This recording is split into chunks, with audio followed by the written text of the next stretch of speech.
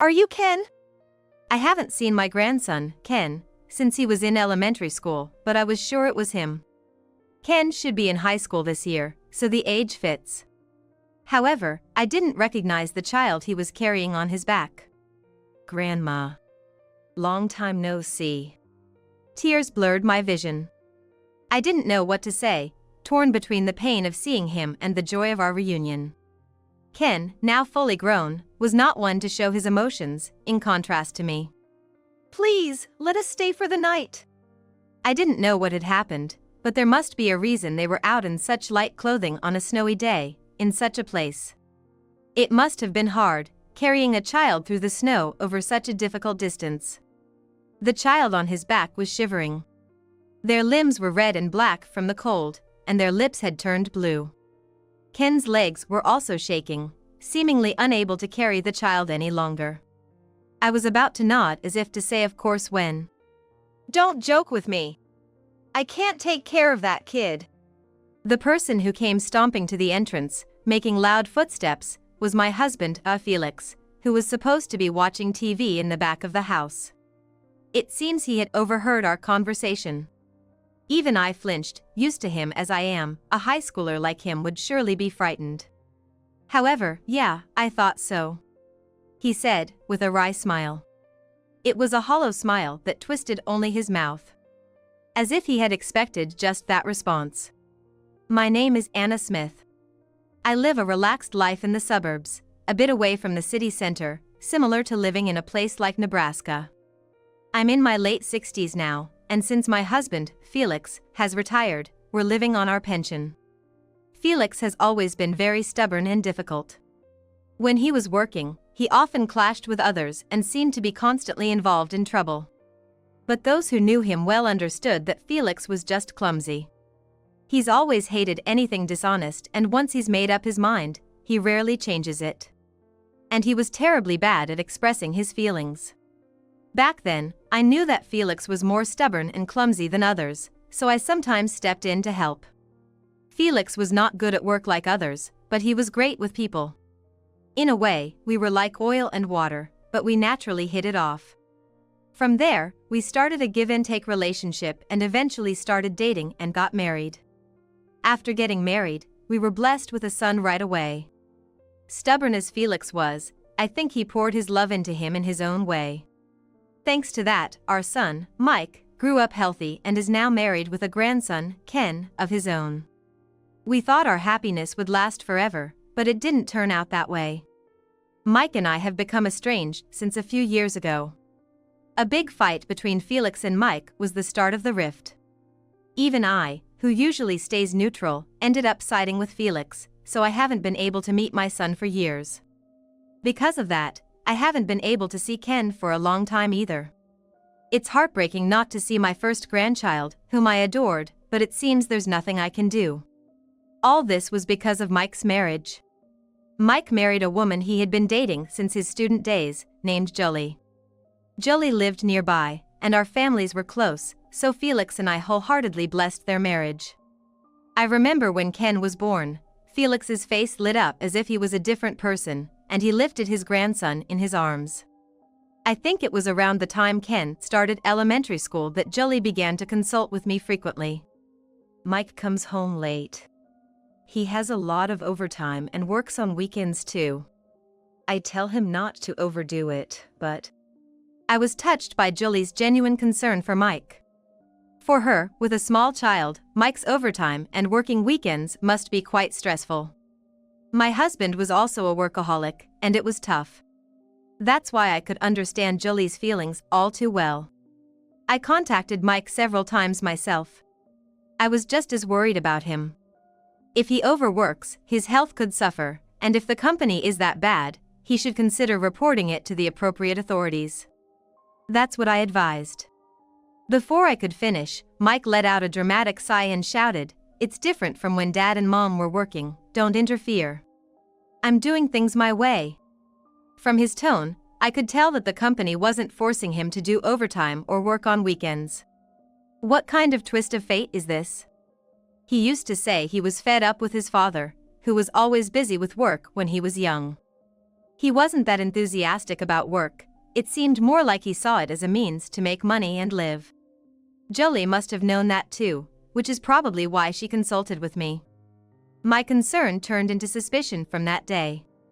Sure enough, the unease I felt grew over time. Soon after, I received news. Jolie passed away? Tears-filled calls from Jolie's parents reached me. Jolie had been hit by a truck while wandering on a highway. She was walking in a place that wasn't a sidewalk at midnight, so it seems the truck driver didn't notice her. Jolie was serious and calm, so crossing a highway recklessly wasn't something she'd do.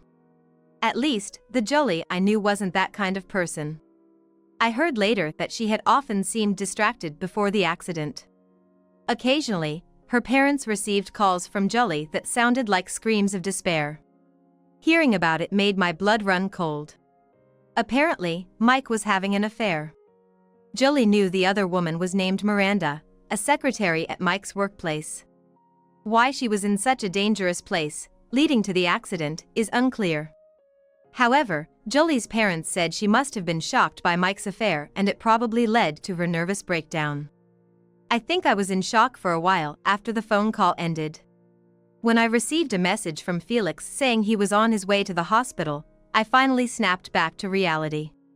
By the time I arrived, Felix, who had left work early, was already at the hospital.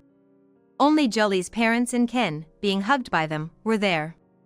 Of course, the first to be contacted about the accident was supposed to be her husband, Mike, but they couldn't get through to him. And then it reached Jolie's parents, and finally, at the very last moment, they got through to Mike. Even though Mike's workplace is much closer to the hospital than our house, he was the last to arrive.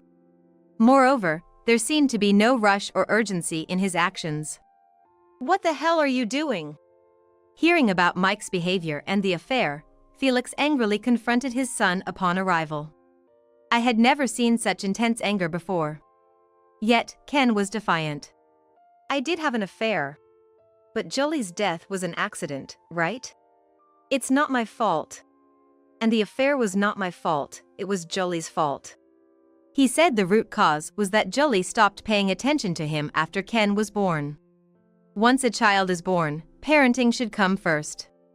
But for Mike, who had always been the priority in the family as an only child, he couldn't accept that someone else was getting prioritized. Even if it was his own son. That's why Mike couldn't prioritize his son in his life, leading Ken to not be very attached to him.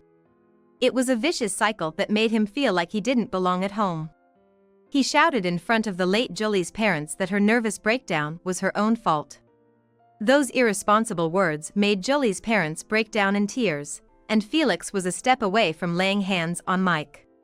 All I could do was stop them and try to comfort Ken, who started crying even harder at the sight of the adult's behavior. At that moment, I could see the situation with my son and felt a wave of helplessness, almost bringing me to tears. This created a definitive rift between us and Mike. Ken appealed for either Jolie's parents or us to take him in, but Mike wouldn't budge.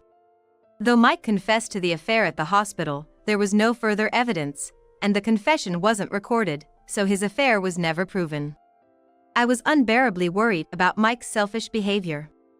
So, hoping to be of some help, I discreetly passed Ken a piece of paper with a map to our house and our contact information. The walk from their house to ours was a bit far, but it was better than nothing. If nothing else, it was fine. That was how we parted ways. Years later, I heard through the grapevine that Mike had remarried a woman named Miranda. I heard Miranda was about 10 years younger than Mike. There were rumors that she knew Mike was married when they started dating. I was worried about Ken's situation. I visited Mike's house a few times alone, but it was always dark inside, and no one ever answered the doorbell. After several attempts, I had to give up, fearing I might be reported as a suspicious person. It's been years since I last saw Ken. Despite these old memories frequently coming to mind, life goes on. Even now, I think of Ken as I sip my hot chocolate. He used to enjoy the hot chocolate I made for him. I wonder how he's grown, how his life and family relationships are. All I can do is worry. While bringing my mug to my lips, I look outside. Today, a cold wave has hit our region, and the view from the window is uniformly white. The surroundings are already enveloped in night, and it's extremely cold. Tomorrow morning, we'll definitely need to shovel snow. Honey, it looks like we're gonna need to shovel snow tomorrow morning. I was about to discuss tomorrow morning's snow shoveling with Felix, who was watching TV. Then the doorbell rang. Felix and I looked at each other. We had no idea who would visit our house on such a snowy night. With a bit of fear, I opened the sliding door to the entrance, and there stood a high school-aged boy, carrying a small child on his back. I couldn't help but stare at their unusual appearance. The boy was in a slightly wrinkled white shirt with just the top of a jacket and worn sweatpants. The small child was wearing a shirt with a thin hoodie and shorts. Both of them had red limbs, and there was a light dusting of snow on their heads and shoulders. And in the pure white yard, extending to the road beyond, were long footprints. It seemed they had walked to our house in this attire. As I thought this and suddenly looked at the boy's face, I gasped. Is that you? Ken? I hadn't seen Ken since he was in elementary school, but I was certain. The corners of his eyes drooped like Jolie's, and his nose was just like Mike's. Ken should be a freshman in high school this year, so the age fits. However, I didn't recognize the child the Ken-like figure was carrying. Grandma, it's been a while. Indeed, the high school-aged boy was Ken. Tears blurred my vision. I didn't know what to say, torn between the pain of seeing him and the joy of our reunion. Ken, now fully grown, was not one to show his emotions, in contrast to me. Please, can you let us stay tonight? I don't know what happened, but there must be a reason they're out in such light clothing on a snowy day, in such a place. They must have come all this way relying only on the address note I gave Ken when he was a child. I can only imagine how difficult it must have been to walk this distance in the snow, carrying a child. I was about to nod as if to say of course when. Don't be ridiculous. I can't take care of that kid. Stomping into the entrance with loud footsteps was Felix, who was supposed to be watching TV in the back of the house. Apparently, he had been listening to our conversation. Seeing Felix get angry for the first time in a while, I froze too. If even I, who have been with him so long, flinched, the high schooler must have been terrified. I looked worriedly at Ken and the child. But Ken, unfazed by Felix's demeanor, muttered softly, looking down. Yeah, I figured as much, he said, with a wry smile. It was a hollow smile that twisted only his mouth. As if this was exactly what he had expected, I felt anger towards Felix for making his grandson show such an expression. No matter how stubborn or unforgiving he is, what kind of attitude is that towards his own grandson, who he used to adore and is innocent of any wrongdoing? Just as I was about to speak up, the child on his back said, "I'm cold." Shivering even more. His limbs were redder and blacker than before, and his lips were turning bluer. Ken's legs were also shaking, seemingly unable to carry the child any longer.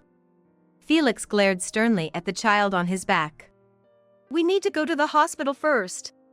If you won't go, I'll drive. Yeah.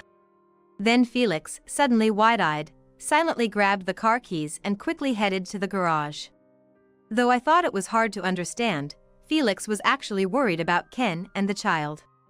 Don't be ridiculous. I can't take care of that kid. As usual, he's short on words. The child was in such a state of exhaustion that he couldn't be taken care of at home. Right, that's the kind of person my husband is. I hadn't noticed it through my tears, but I could see the urgency in Felix's behavior. Following Felix's words, I urged Ken to the garage. You've done well to get here. We're going to the hospital, so you can relax now. I'll carry the child for you. No, it's okay. Ken showed a surprised face, then a look of wonder and confusion. In the meantime, he readjusted the child on his back and started walking towards the garage as prompted. It seems Ken has grown into a very responsible character. Always worried about the child, putting himself last. Even though he himself was shivering terribly from frostbite. Reassuring him was my role inside the car. Afterward, we found a hospital that was open at night, and Ken and the small child were immediately seen by a doctor. The doctor told us they were suffering from frostbite and malnutrition. Fortunately, because we brought them to the hospital right away, their lives were not in danger. I breathed a sigh of relief. While Ken and the child were being treated in the warm hospital, Felix wasn't his usual self. He asked the doctor in detail about their condition, held their hands so they wouldn't be afraid, and visibly worried. Where had his usual gruff exterior gone? While glancing at his face, I waited for Ken and the child to recover. A few hours later, after receiving 4 drips, Ken and the child were able to join us on the journey home before dawn. In the car on the way back, I asked Ken about the small child he had been carrying.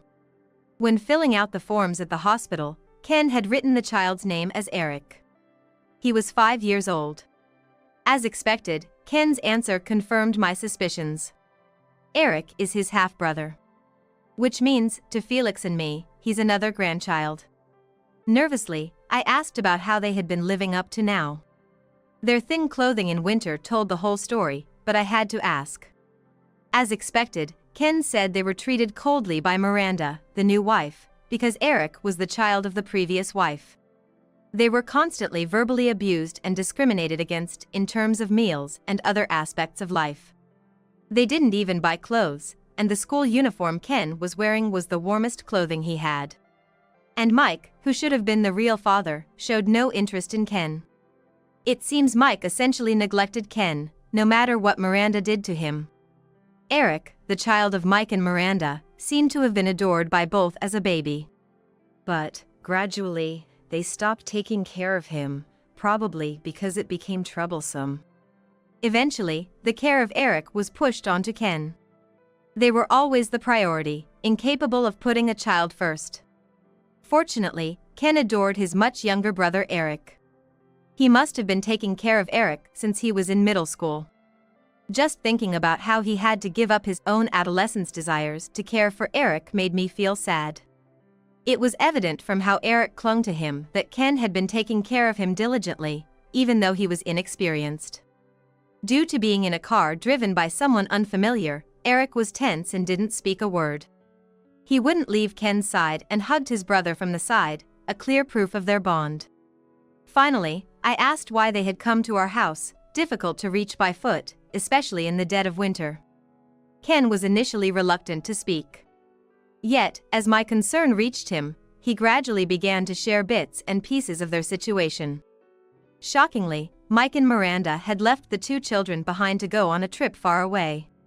Leaving hardly any food or money at home, their departure quickly resulted in a shortage of provisions. The fact it was the winter break probably compounded their difficulties. There was simply nothing to eat, and if things continue as they were, Ken himself and Eric would starve.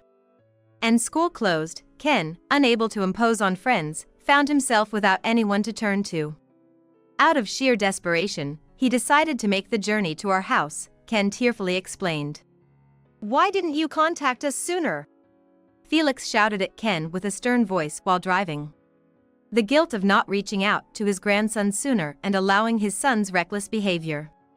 It combined with a sense of helplessness for not being relied upon, was apparent to me. However, understanding this required being familiar with Felix for a long time. There's no need to talk like that. Ken, Eric. I'm so glad you relied on us in the end.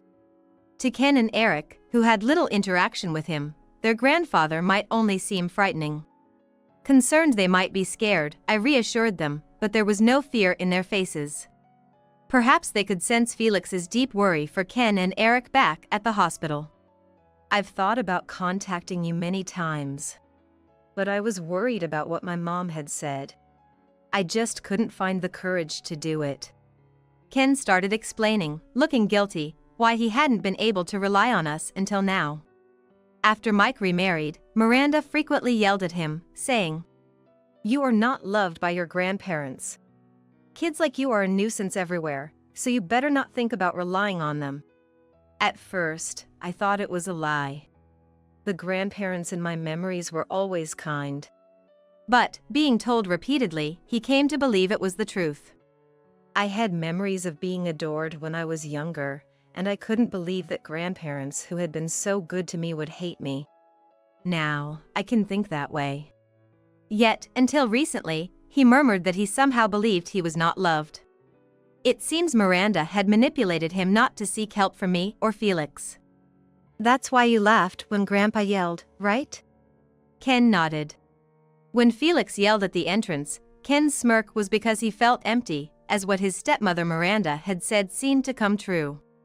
Hearing this, Felix looked even more remorseful, his eyebrows lowered. But both Grandma and Grandpa protected us. Finally feeling safe, Ken said and cried. Perhaps triggered by his brother's tears or the tension finally breaking, Eric also started crying. After arriving at our house, they immediately went to sleep in the futons we prepared. It's warm, Eric said, nuzzling into the futon, and Ken hugged him, both falling asleep like mud. Feeling both tender and pained, tears rolled down my cheeks. From their behavior, it was clear they rarely had the chance to sleep comfortably and securely. Felix and I wanted to keep watching Ken and Eric's sleeping faces forever, but that wasn't possible. We had a lot of tasks ahead of us. As the day grew brighter, Felix took the car out again. He went to file a police report against Mike and Miranda, armed with the medical reports from the hospital. We prepared for their return in the coming weeks. When Mike and Miranda returned from their trip and arrived home, they were met by the police waiting for them. Initially, Mike accused me and Felix of kidnapping by taking his grandchildren. Even when presented with evidence, he continued to claim so. Feeling responsible for how terribly selfish our son had turned out, both Felix and I felt a deep sense of guilt. The face of Mike, which I hadn't seen in a long time, looked even harsher than the last time we parted ways in court. I wondered how things had gotten to this point. Had we, as a couple, made mistakes in raising him? Or, as Mike grew up, was there some significant turning point? It might be too late to ponder these things now, but seeing my son continue to hurl terrible words in court made me realize we had reached a point of no return. Now, all we could think about was protecting Ken and Eric, who had suffered so much. Felix and I decided to fully commit to being there for our grandsons. Eventually, the two were arrested for child neglect. The diagnoses of malnutrition and others were the decisive evidence. The statements from me, Felix, and the boys must have supported that decision. Suddenly, Ken and Eric were left all alone. With their parents arrested, they seemed to wish to come to our house, having nowhere else to go. However, I thought we, who had raised a son who could neglect his children, might not be qualified to raise our grandsons. So, we consulted with Jolie's parents. They were relieved about their grandson's safety and also worried about Eric, who should have been a stranger to them. They also wished they could take both in if possible. However, they sadly noted that it would be difficult to take in Eric since there was no blood relation. They said it would be cruel to separate the brothers. That's why they thought our home, where the brothers could stay together, was the best. And they promised to support us moving forward. How kind they were to offer such words to the parents of Mike, who had treated Jolie so terribly. Lately, my tear ducts have become weak and I easily tear up. Due to these circumstances, we ended up taking in Ken and Eric. When I took Ken and Eric's hands and said, "From now on, you'll live with us," they showed us smiles. Still, they were as quiet as borrowed cats when they first moved in. But soon, we were able to open up to each other. Ken has been very helpful around the house. This year, we've had a lot of snow, but he's always willing to help with shoveling. Young Eric tries to follow suit, picking up a shovel and heading outside. It seems Eric is at the age where he wants to mimic everything his brother does. While watching the two boys, Felix was teaching them the tricks of shoveling snow, all the while grumbling. It seems he's quite pleased to be relied upon by his adorable grandsons. "Can't you guys even do this much? Seriously, you're hopeless." With a feigned stern face, Felix always has a little scold for them. However, Ken and Eric seem to realize it's just his way of hiding his embarrassment, and they just smile and let it roll off their backs. "We'll be better than Grandpa soon, right, Ken?" "Yeah, maybe we'll surpass him by tomorrow." Despite his gruff nature, Ken and Eric are growing up to be Grandpa's kids, including all of that. I'm watching their endearing interactions while cooking today's meal. Everyone! Dinner's ready, let's take a break! I call out loudly, and the three of them start walking towards me, laughing together. What a blissful day-to-day life. Winter is nearly over, and the season for buds to sprout is coming. Among the four of us, warm times are passing by.